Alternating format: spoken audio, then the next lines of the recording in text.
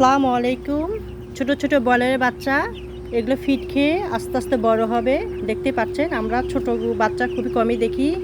এখানে দেখে ছোট থেকে আস্তে আস্তে বড় হবে। খাচ্ছে, এরা পানি খাচ্ছে, ফিড খাচ্ছে, অনেকগুলি একসাথে আছে। দেখতে পাচ্ছেন কত সুন্দর কিউট ছোট ছোট বাচ্চা, বয়লারের বাচ্চা এগুলো।